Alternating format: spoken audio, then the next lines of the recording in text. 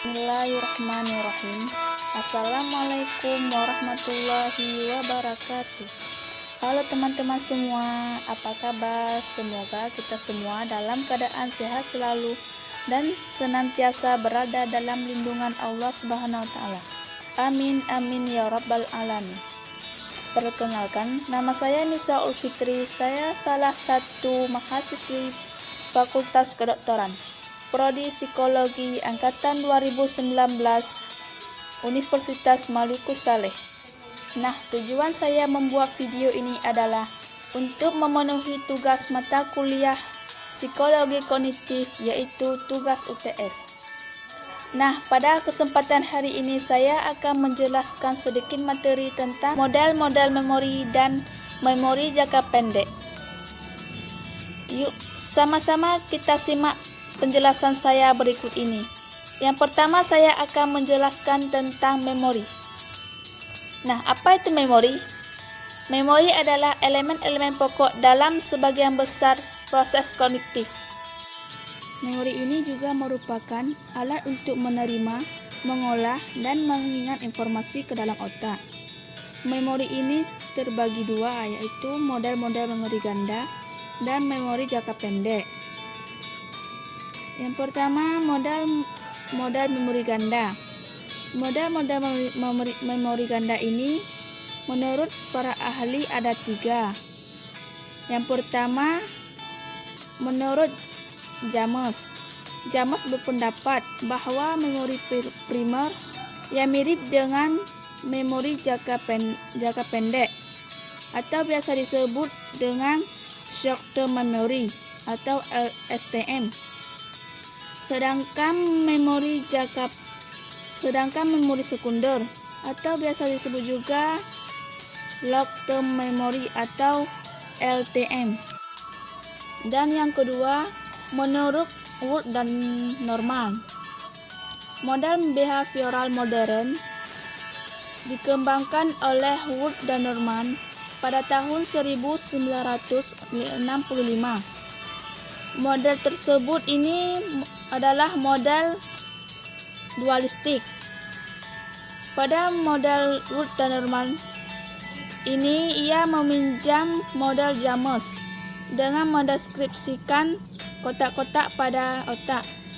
Dan yang terakhir, menurut Atkinson dan Shiffrin. Atkinson dan Shiffrin pada tahun 1968 mengemukakan model yang disusun berdasarkan gagasan bahwa struktur memori bersifat stabil. Atkinson dan Shiffrin ini juga meminjam konsep dualistik dari Wood dan Norman. Atkinson dan Shiffrin ini mendalilkan adanya lebih banyak subsistem dalam STM dan LTM. Yang kedua, memori jangka pendek. Memori jangka pendek adalah informasi yang dipikirkan pada saat ini atau yang didasari oleh seseorang. STM ini memiliki peranan penting dalam pemrosesan memori. Memori jangka pendek terbagi 5. Yang pertama, dukungan neuroscience kognitif. Dan yang kedua, memori kerja. Dan yang ketiga, kapasitas STM. Dan yang keempat, penyajian informasi dalam STM. Dan yang terakhir, pengambilan informasi dalam STM. Nah, kemudian untuk lebih memahami apa yang telah saya paparkan tadi, maka saya akan memberikan contoh analisis tentang model-model memori dan memori jangka pendek di lapangan. Contohnya kasus memori jangka pendek. Nah, paling sederhana di antaranya Anda mengingat nomor telepon. Mengingat nomor telepon itu sangat berkaitan dengan memori jangka pendek, di mana seseorang sangat mudah mengingat nomor telepon. Misalnya, nomor telepon ibu kita, ayah kita, bahkan saudari kita.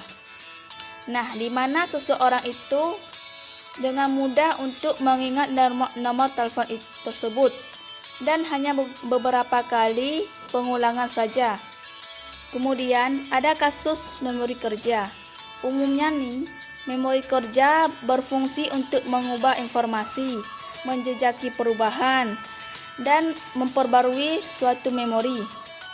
Contohnya, ketika seseorang diminta untuk menghitung dan mengingat serangkaian angka, atau misalnya nomor tunggal, dan kemudian ia dapat mengelompokkan dalam rangkaian yang lebih kompleks, dan ia dapat juga mengelompokkan nomor-nomor tersebut ke dalam serangkaian yang lebih kompleks dan lebih mudah untuk dipahami.